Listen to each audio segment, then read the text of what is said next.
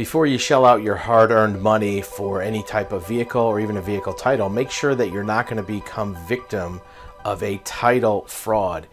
A couple major U.S. law enforcement crackdowns happened about companies selling fake car titles. And, there's a lot of people that have bought a vehicle on Craigslist or eBay or Facebook, OfferUp, even through Copart, that have desperate need to get a title. Their paperwork's not complete. They need to finish it up. And there's companies that prey on that. They'll charge you hundreds of dollars, $500, $600, $700 to get a title, because without that, you can't do anything with the car. Well, this company here that was in Arizona, it was in the East Valley of Arizona, were selling fake vehicle titles and dealer's licenses.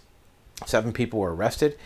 They made $7 million by producing fake titles. So, that was a lot of titles. Even if it's $500 or $600 a piece, there's thousands, tens of thousands of titles. And they did all kind of crazy things. Had fake driver's licenses. They helped people avoid taxes and registration fees. They were discovered because of an audit. And this is an important reason why, if you're purchasing services to get a vehicle title, make sure you are the one who's actually submitting the paperwork to the DMV. You can get assistance, but if you just send somebody money and have them send you a title, you don't know what they're using for a method or a process to get a title. And you may find that the process was illegal. Titles can be revoked. In this case, many of titles were revoked. In this case, there were 31,000 fraudulent vehicle titles were sold in 52 states using fake dealer licenses sold by the scheme. 1,500 people were able to participate in auctions. They had to pay a fee. A lot of these titles were revoked, meaning that if you're an innocent third party, you paid money to have somebody get you a title, and it turns out that it was illegal, you may find that your title is revoked from the DMV. And this isn't the only one. Here's another article here. This was a little bit of a smaller operation. This one was in Connecticut. These 2 folks here are been alleged to doing the same thing, fraudulent title. It was a counterfeiting organization. They were producing counterfeit car titles in Connecticut and New York. They were also doing fake insurance cards, fake money, emissions paperwork. And they were arrested.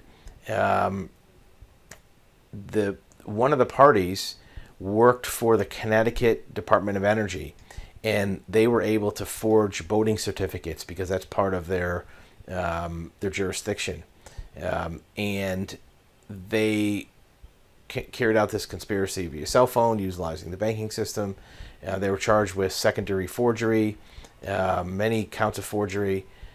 The most important thing was they received the initial complaint over the sale of a vehicle with a fraudulent title. So here you go. This is somebody who paid money to get a fake title. They got the title, went to sell it, and then the person who bought it, innocent party, found out that their title was counterfeit.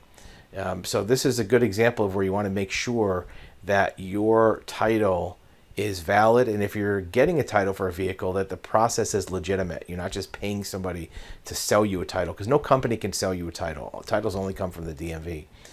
Here's another one. This one was in New York. She was faking car titles. Right, same thing.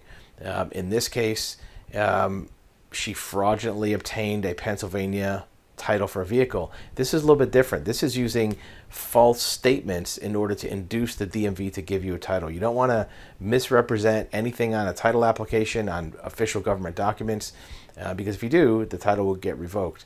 What happened is she used an invalid VIN number, and then they saw where she filed paperwork in person in Pennsylvania, but there was a connection to Texas, where there was a Texas title showing the previous owner that wasn't her, and she actually had mail forwarded to that address.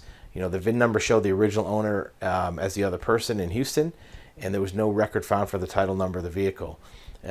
So they had the postal inspector get involved and saw that this person changed their address to get the mail so they could intercept the mail. So there's a lot of ways that this can be scammed.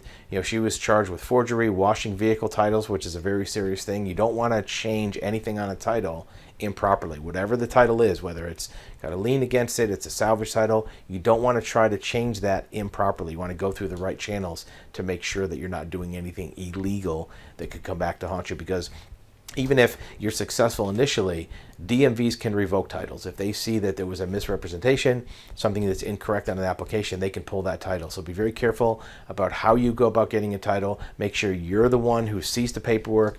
You're going to have to sign that paperwork with your signature, and you're responsible for the information on it. So make sure the information is correct before it gets sent to the DMV, because if there's something improperly represented or fraudulent, that could come back on the person who actually signed the application or who got the title for the vehicle.